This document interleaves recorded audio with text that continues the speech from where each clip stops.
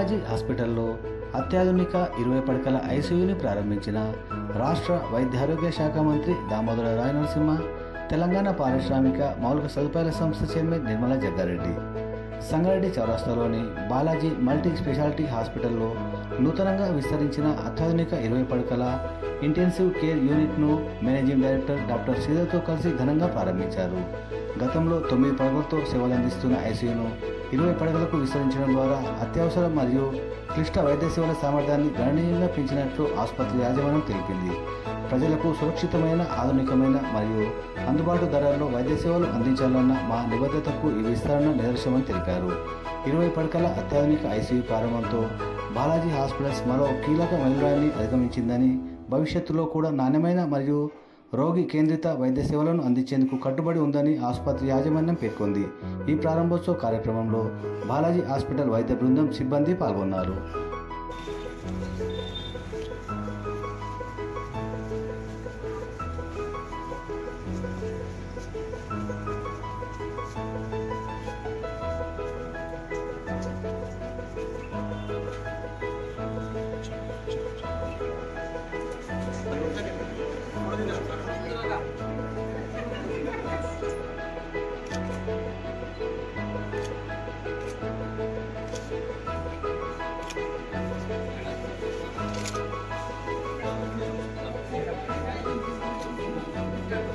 इधर सर